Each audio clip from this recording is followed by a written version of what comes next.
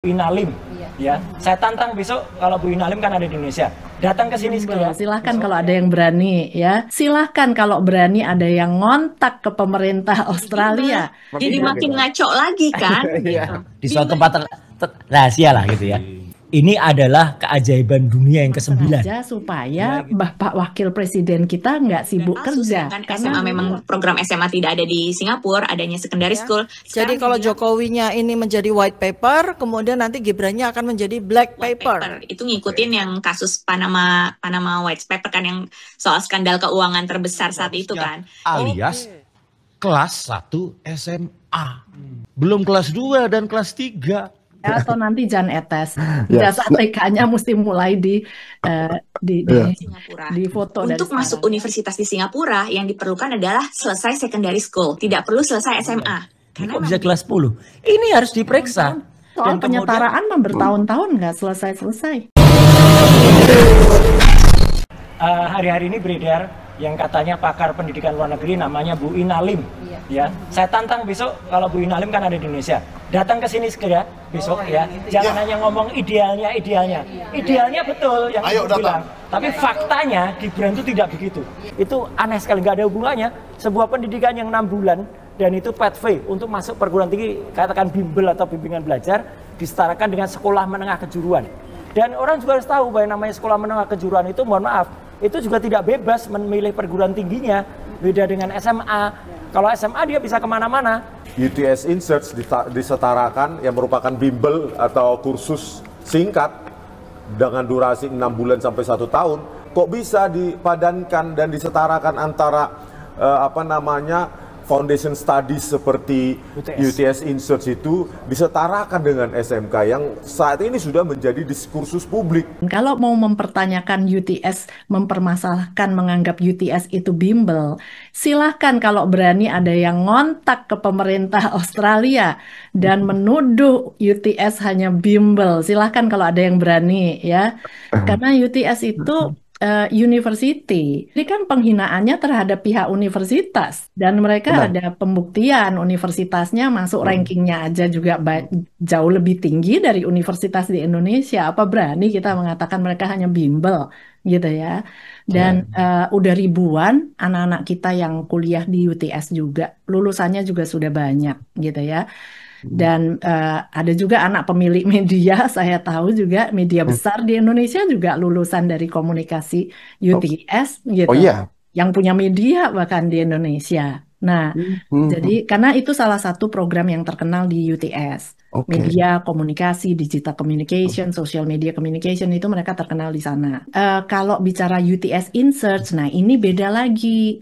Jadi yang diambil Mas Gibran itu bukan di UTS dalam arti universitinya. Nah, jadi itu InSearch nih, jadi bukan bimbel. Ini SMA untuk penyetaraan, menyetarakan SMA yang dari berbagai negara yang bisa aja kualitasnya beda-beda, standarnya beda-beda. Karena kan SMA di Indonesia ini belum tentu dianggap setara dengan SMA di Australia, sehingga tidak serta-merta lulus dari kelas 12 di Indonesia dianggap itu qualified. Itu untuk masuk langsung tahun pertama universitas di Australia. Nah, apalagi standar SMA di Indonesia beda-beda lagi gitu. Nilai 8 di SMA A dengan nilai 9 di SMA B, bagi universitas kan sulit tuh ngelihatnya. Nah, apalagi mereka juga dapat student dari Vietnam, dari Thailand, dari China. Bagaimana mengukur bahwa 9-nya China itu sama dengan 9-nya Indonesia gitu kan? Nah, untuk itulah mereka membuka UTS InSearch. Ini InSearch ya. InSearch itu semacam memang college. Nah, college pathway matrikulasi. Jadi dari berbagai SMA dikumpulinlah di sini semacam mengulang kelas 12 lagi. Dari situ pembuktian, buktikan dari yang mungkin berbeda-beda standar dari berbagai negara. Kalau di sini setelah dikasih kelas 12, nilainya kan berarti silakan bersaing sendiri, akan kelihatan sendiri siapa yang nilainya 9 bisa diterima di program S1 jurusan apa. Bukan bimbel juga, itu sangat jauh berbeda. Saya malah lihat komen seperti itu, saya jadi kayak ketawa sendiri, kayak loh kok jadi bimbel. jadi Begitu makin gitu. ngaco lagi kan Iya. gitu. Bimbel itu kan jatuhnya kayak kita persiapan untuk mengikuti tes. Istilahnya kita pelajaran tambahan, belajar lagi matematika, belajar lagi bahasa Inggris supaya lolos tes universitas. Sedangkan UTS ini kan bukan lagi umum yang dipelajari matematika dan lain-lain, bukan lagi belajar itu, tapi marketing ya dasar-dasar marketing. Kalau jurusan komunikasi biasanya dasar-dasar komunikasinya sudah dipelajari di situ supaya nanti saat kita ikut tes, biasanya kan untuk masuk ke university itu ada tesnya lagi. Kita udah ada gambaran nih dan kita bisa lolos tesnya nih. Di foundation tidak belajar itu lagi. Belajarnya memang sudah kejuruan. Anda nggak tahu, Anda baru katanya. Terus disamakan sama hal yang cuma sepemahaman Anda aja. Padahal itu jauh berbeda. Karena nggak ada padanannya yang setingkat di Indonesia. Karena beda sistem itu tadi kan, basicnya tahu dulu, sistemnya memang sudah beda, jadi nggak ada padanannya. Kalau kayak sistem Amerika itu kan jelas ada beginner school, junior high school, senior high school, padanannya ada nih di Indonesia, SD, SMP, SMA. Sedangkan kalau misalnya sistem British atau sistem Australia, kami mengenalnya kan primary school dan secondary school. Secondary school dibilang SMP, SMA juga agak-agak lah ya, nggak bisa tepat juga disebut itu SMP dan SMA karena ada 5 tahun. Tapi dibilang full secondary school itu SMA-nya 5 tahun juga nggak bisa disebut seperti itu. Jadi karena memang beda sistem, jadi susah untuk dipadankannya. Apalagi foundation, orang nggak tahu. Perkembangan terbarunya yang lebih update dari apa yang pernah saya katakan waktu itu malam-malam di tempatnya, di suatu tempat rahasia lah gitu ya. Ini adalah keajaiban dunia yang ke-9. Ya gitu, karena yang ke-8 itu ijazahnya Jokowi. Itu yang bersama Bang Refli Harun dan juga di kanal yang lain. Jadi kami ya, saya kemudian Bang Resmond, dan kebetulan waktu itu adanya adalah Michael ya. Jadi Dr. Tifa diwakili oleh Michael ya, gitu. Jadi misalnya tertulis ya, Orchard Park Secondary School SMA ini yang ditulis 2002 sampai dengan 2004. Itu ternyata hanya 2003. Malah justru baru 2003. Jadi dia kemana? Katanya. Antara setahun 2002 dan 2003 itu kemana? Kami tidak suudon ya. Jadi kalau ada pendapat-pendapat yang mengatakan, oh dia waktu itu ke Singapura.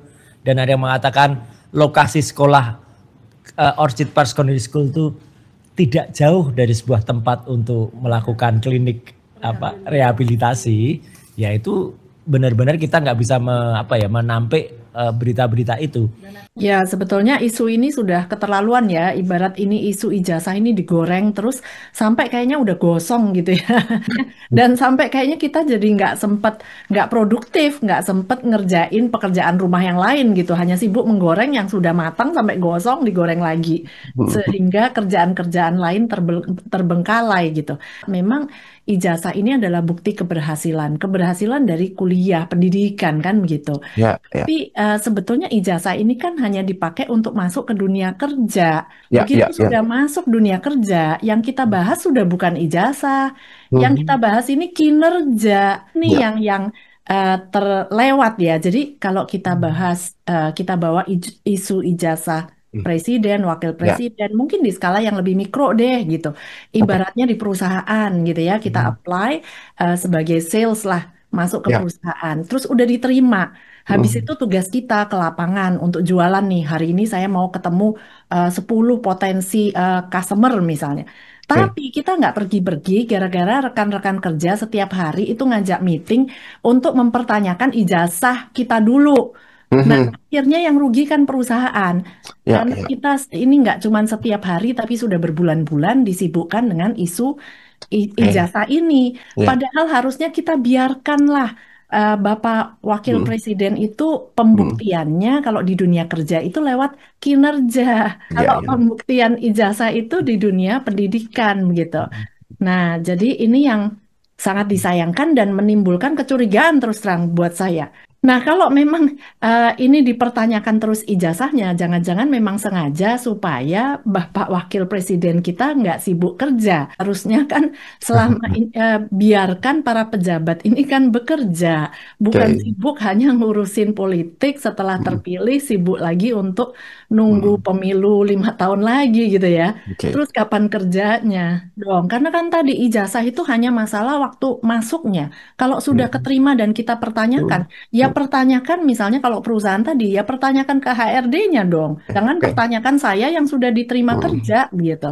Sulit untuk bilang ijazah SMA-nya Bapak Gibran palsu, sedangkan SMA memang program SMA tidak ada di Singapura, adanya secondary school. Jadi apapun pernyataan kita pasti akan ditwist lagi. Saking udah nggak adanya lagi yang bisa disalahin, jadi semua mereka semua ditarik, semua diambil, semua disalahin. Saya pikir sih ini sudah politik ya, bukan lagi masalah kayak komunikasi kayak gimana. Seharusnya kan komunikasi yang baik itu adalah kita memang harus menyampaikan, menyebarluaskan itu kebenaran dan fakta kayak gitu. Tapi kalau di sini kan kebenaran dan fakta dikaburkan karena memang ada agenda-agenda tertentu. Memang semua akan dicari kesalahannya.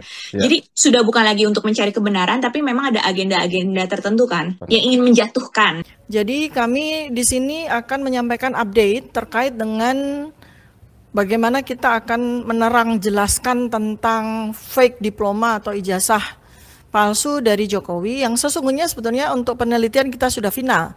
Kita terus berjalan sambil paralel dengan saat ini pun kita juga sudah melakukan investigasi, penelitian, observasi, komparasi studi dan sebagainya terkait dengan Gibran ya. Jadi kalau Jokowinya ini menjadi white paper, kemudian nanti Gibrannya akan menjadi black paper. Bukan paper ya, tapi paper. Saat ini buku Jokowi's White Paper ini sudah menasional, bahkan menginternasional karena sudah diterima oleh para diaspora di beberapa negara. Mereka sudah pegang. Yang Kanada sudah pegang, yang Australia, yang Amerika, yang London, Inggris sudah pegang. Jokowi's White Paper. Jadi itu kan cuma penggiringan opini aja, apalagi namanya Jokowi's White Paper. Itu ngikutin yang kasus Panama White Paper kan, yang soal skandal keuangan terbesar saat itu kan. Jadi penamaannya itu tuh sebenarnya cuma dikait-kaitkan dari apa kasus yang sudah ada, itu dinamain kayak gitu, itu untuk kayak clickbait lah. Namain itu kan biar disamain sama kasus-kasus tertentu, biar orang jadi kayak either tertarik atau jadi pikirannya terkonek ke jangan-jangan sama nih kasusnya sama yang itu gitu kan. Jadi pemilihan nama kan strategi marketing aja lah, biar orang jadi penasaran isinya dan mengait-ngaitkan dengan kasus skandal keuangan itu. Jadi biar terkesan Bapak Jokowi juga punya skandal keuangan gitu. Ya tinggal dibuktikan aja lah. Iya, jadi itu sempat ada beberapa nama pengusaha asal Indonesia ada di yang disebut Panama's White Paper itu soal skandal-skandal keuangan lah, terutama mereka kayak mendirikan perusahaan fiktif di negara-negara yang bebas pajak kayak gitu. Yang sebelumnya bapaknya yang dipermasalahkan ijazahnya, ijazah Bapak Jokowi. Bahkan pihak kampus sudah menyatakan itu ijazah asli, masih dicari-cari kesalahannya. Kayak gitu. Nah sekarang turun nih ke anaknya, mungkin dianggap anaknya punya potensi lain yang kedepannya kita nggak tahu nanti seperti apa. Jadi kayak agenda-agenda itu sudah dipupuk dari sekarang, dari beberapa tahun sebelumnya, supaya nanti kedepannya mungkin si anak ini kesempatan untuk ke tingkat selanjutnya jadi terhambat gitu kan. Jadi ini, saya pikir sih ini sudah politik ya, bukan lagi masalah kayak komunikasi kayak gimana. Seharusnya kan komunikasi yang baik itu adalah kita memang harus menyampaikan, menyebarluaskan itu kebenaran dan fakta. Secondary School Singapura ini diekivalenkan dengan kelas 10 dan kelas 11. Padahal kalau kita hitung kan Orchid Park Secondary School ini kan lulusan dari primary school, yaitu kelas 6. Nah kalau 4 tahun kan berarti kelas 7, kelas 8, kelas 9, kelas 10. Kalau dari 2 tahun terakhir Gibran masuk berarti raportnya adalah kelas 10 dan kelas 11. Kelas 9 dan kelas 10. Artinya apa? Lulus pun dari Orchid Park Secondary School Singapura itu, ya, yang katanya punya sertifikat GCE A-level, ya itu setara dengan kelas 10, bukan kelas 11. Kalau mau O-level ya, kalau A-level 2 tahun lagi, kelas 11 dan kelas 12. O-level itu ordinary level. Ordinary level. Berarti itu setara dengan kelas 10 seharusnya, alias kelas 1 SMA. Belum kelas 3. Belum kelas 2 dan kelas 3. Ya, memang tiap-tiap negara itu berbeda sistem pendidikannya dan istilahnya bakal ribet banget gitu ya untuk dipahami orang Indonesia yang mungkin tidak pernah bersentuhan sama sekali gitu. Jadi ada yang 12 tahun pendidikannya, tapi ada yang kayak UK itu 13 tahun gitu kan. Jadinya bingung lagi tuh. Setelah lulus kelas 12 di Indonesia nggak bisa langsung masuk ke perguruan tinggi di UK. Karena di sana 13 tahun berarti kita 12 tahun belum dianggap lulus gitu ya. Padahal kalau ke Amerika lain lagi, misalnya lulus dari selesai kelas 10 di Indonesia, itu tetap bisa langsung ke college di Amerika sambil menyelesaikan SMA, istilahnya high school completion, tapi juga bisa sambil dikembang dengan college tahun pertama kedua. Nah, bingung lagi pasti orang Indonesia, kok bisa 2 tahun sambil menyelesaikan SMA dengan, nah itu pasti bingung lagi, dan itu memang beda kurikulum. Demikian pula halnya dengan Singapura. Singapura kan beda lagi. Jadi anak-anak kita kalau dari kelas 9 selesai SMP, banyak yang berpikir kalau gitu saya SMA-nya mau di Singapura. Nah, padahal sebagian besar dari SMP kelas 9 kalau ke Singapura itu umumnya turun satu level. Turun satu level karena program O level itu program kelas 9 dan 10 itu satu paket tuh 2 tahun. Boleh dibilang untuk ikut ujian O level, kalau dari kelas 9 kita ke sana, tahu-tahu kelas 10 hanya dalam 1 tahun terus disuruh ujian O level. Waduh, berat biasanya. Dan apalagi mengingat apa ya, mungkin tadi yang sempat kita bahas ya, standar pendidikan kita kan mungkin masih belum masih belum setara gitu, dianggap setara oleh luar negeri gitu. Nah, jadi itu wajar banget kalau kelas 9 di sini sampai di sana itu turun satu level, ngulang lagi kelas 9. Belum lagi kita bicara intake tahun akademis. Ini kita selesainya kan Juni, mulainya Juli. Sementara di Singapura itu tahun akademisnya dari Januari sampai Desember. Nah, itu aja kan kalau kita selesai Juni, kadang-kadang ada pengulangan setengah tahun atau ada gap. Nah, itu juga membuat apa ya? Makanya saya katakan dalam melihat durasi pendidikan anak-anak yang kuliah di luar negeri, nggak bisa pakai kacamata durasi Indonesia. Karena tadi ada gap year lah, yang masih bahasanya mungkin belum mencukupi, harus sekolah bahasa dulu kayak kasus Jerman, kan harus sekolah bahasa dulu sampai B1, habis itu masih harus TUTKOL, Student College Foundation. Jadi kadang selesai S1 6 tahun. Nah, itu kan mau dipertanyakan lagi. S1-nya lama banget, berarti ini goblok banget 6 tahun. Enggak. Ya. Nah, jadi makanya saya ngelihat riwayatnya Mas Gibran, kalau bagi saya ya nggak ada yang aneh, biasa aja sih. Sangat hal yang wajar dan normal. Jadi itu memang dalam keseharian anak-anak kita itu banyak yang memang travel ke sana kemari untuk studinya ya. Jadi bahkan ada yang SD-nya di Singapura, ada yang SMP. Klien saya juga ada yang SMA-nya di China, ada yang di Kanada, di mana-mana. Jadi ada yang di Perth, Australia, kadang juga setelah college-nya di Amerika, kemudian kuliahnya di UK. Itu hal yang biasa banget sih. Jadi apa yang dilakukan oleh Mas Gibran menurut saya ya sama dengan mayoritas klien-klien saya. Tidak ada yang berbeda ya. Wajar banget jadi saya melihatnya. Jadi kenapa kalau dipertanyakan ya hanya oleh orang-orang yang mungkin tidak paham atau sebetulnya paham tapi hanya sengaja tadi mau menyibukkan supaya nggak kerja aja, dicari-cari gitu. Nanti kalau ini ijazah selesai takutnya kan nyari hal yang lain lagi gitu. Atau nanti Jan Etes ijazah TK-nya mesti mulai di foto dari sekarang ya. Saya tegaskan sekali lagi, Bapak Gibran itu kuliahnya di Singapura. Untuk masuk universitas di Singapura, yang diperlukan adalah selesai secondary school. Tidak perlu selesai SMA, karena memang beda sistem pendidikan. Untuk selesai secondary school itu 4 tahun atau 5 tahun. Saya terangkan lagi, 3 tahunnya itu SMP, sudah diselesaikan di Indonesia. Berarti beliau tinggal melanjutkan 2 tahun di Singapura. Dan itu pun sudah dijalankan di Orchid Secondary School. Lalu masalahnya di mana? Kenapa SMA-nya cuma 2 tahun? Ya karena memang secondary school itu syaratnya cuma 5 tahun. 3 tahun sudah di Indonesia, ya 2 tahunnya tinggal dilanjutkan di secondary school sini. Dan kemudian di Indonesia ada yang namanya foundation.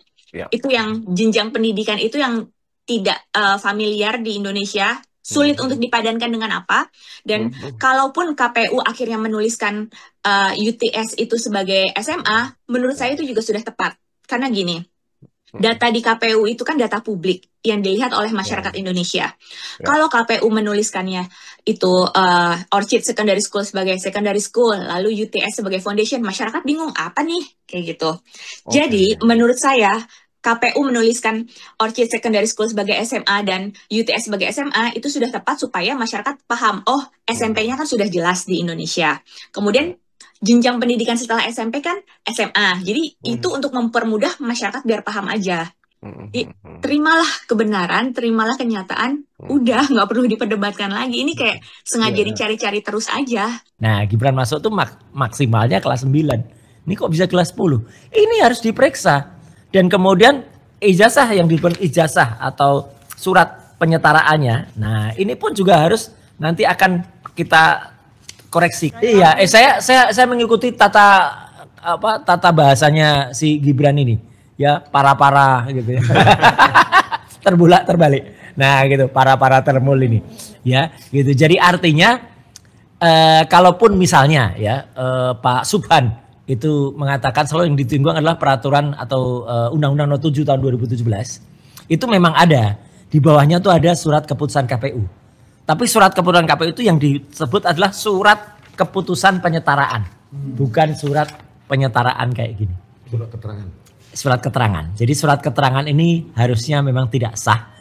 Kita ini disibukkan hanya minta penyetaraan nggak produktif menurut saya ya. Karena memang kita tuh terlalu banyak nomenklatur. Saya ambil contoh misalnya gini, kalau bicara jurusan. Di luar negeri tuh jurusan, namanya bisa beda-beda banget. Misalnya Sustainable Energy Engineering gitu. Kemudian kalau misalnya nih, saya lulus dari Sustainable Energy Engineering di luar negeri. Kemudian pulang ke Indonesia, katakanlah saya mau mendaftar deh jadi wakil presiden. Kemudian disetarakan dengan Indonesia. Di Indonesia tuh nggak ada nomenklaturnya Sustainable Energy Engineering.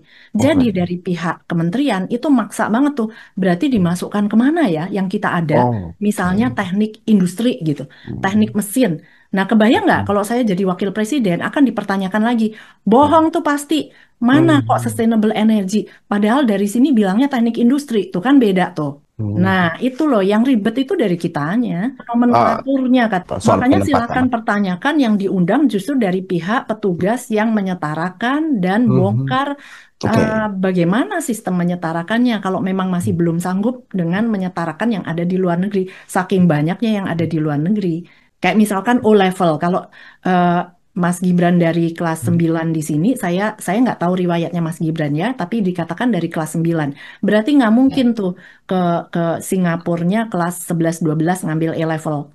Nggak mungkin. Berarti saya menduganya O-level tuh, kelas 9-10. Tapi tetap ujiannya O-level, dapat ijazah.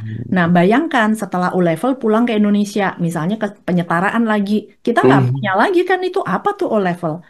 Nggak ada, akan dimasukkan kemana coba? Pertanyakan ke kementerian kalau belum selesai menyetarakan.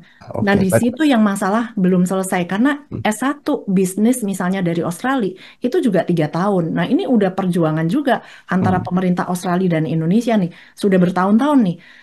Anak-anak kita yang lulus dari S1 Australia 3 tahun, kemudian pulang ke Indonesia, misalnya mau masuk pemerintahan atau mau ambil S2-nya di Indonesia, dianggap nggak setara, karena kan 3 tahun.